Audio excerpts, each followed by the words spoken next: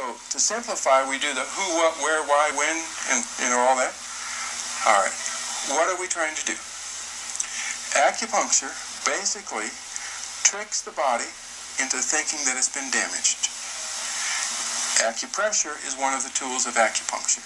Now, when we take a needle and put it into the hand, the body thinks that it's been cut.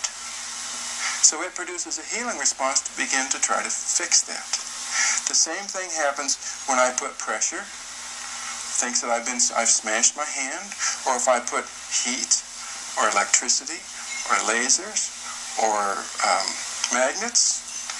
All of these things are ways that we trick the body into activating the healing response. We can see here with Dottie that when I create pressure on a point here, the body doesn't just produce the healing response here.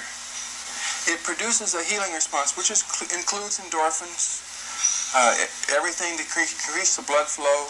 The endorphins raise the pain threshold.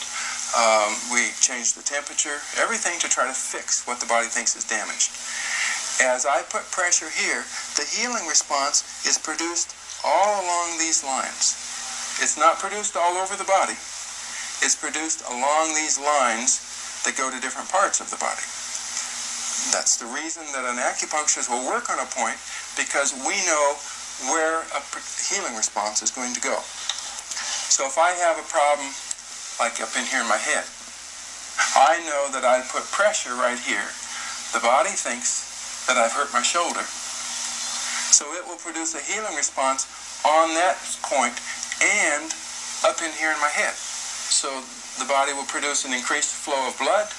It will raise the pain threshold, and this is actually one of the points that we work on for headaches. That point here, this point right here. These are two very important points. Good acupuncturists know where the healing response is going to go and what points are used to produce a healing response in different areas of the body. Now, we do it along energy channels or the meridians, or we work with the hologram. We can work with the ear, the hands, and the feet to produce that same type of healing response.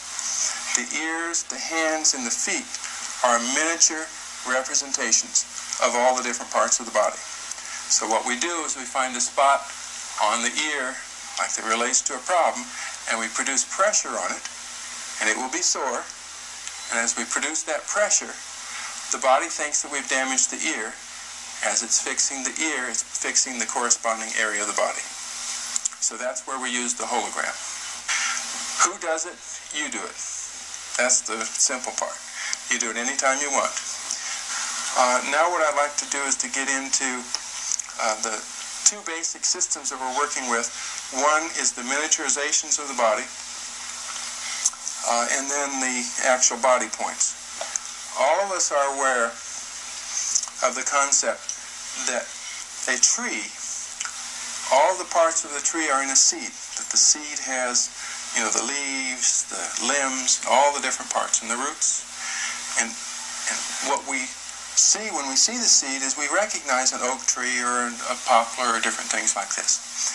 Now, we're familiar with that concept, but what happens with the human being, it's the same concept, is that all the parts of the body are in the cell when we are first conceived. In the genetic, we're not sure where it is in there. We know the genes and different things like that. As we grow and specialize into hands and shoulders and arms and eyes and different things like that, we still have all of the parts of the whole, the same as the seed did. Now, this is based on the concept of a hologram. And holographic, or quantum physics, is the basis of all of our current technical advance.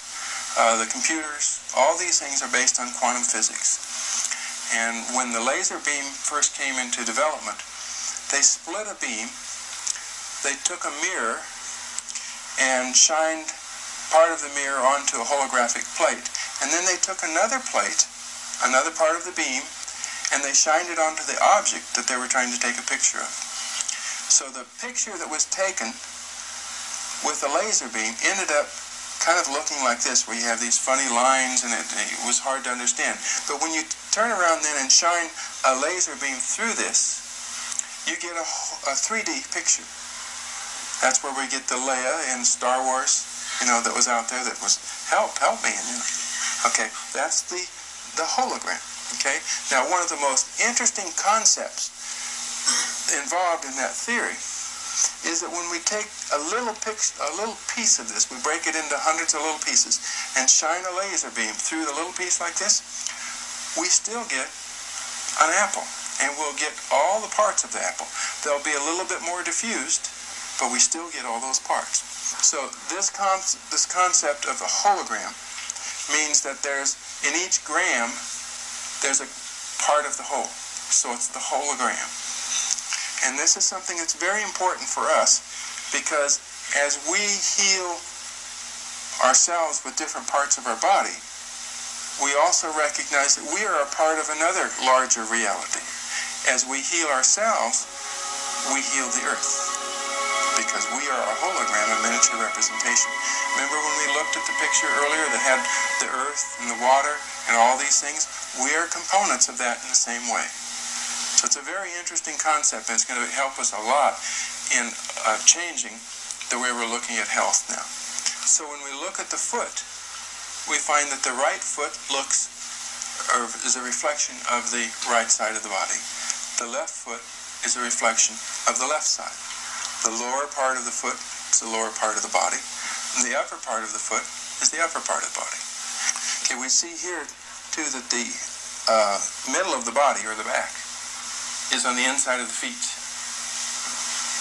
So with back problems, what we see is that the spine comes from the big toe down inside of the foot. And the same thing happens with the hand. If we looked at the hand, we find that the center of the body is in here. So the spine is reflected along here. The upper part of the body is up here. The shoulders are out here. Same type of thing that shows here. So the spine comes along with the foot from the big toe down. Now we'll find the head area up here, the shoulders in here, the mid-back here, the low back down here, and the tailbone down here. And that will show up on those parts of the foot. Now the way that this shows up is if I have a sore shoulder, we'll find a spot that's real sore here in the foot. Now when we look at the bone system, we see that the bone is in the same place.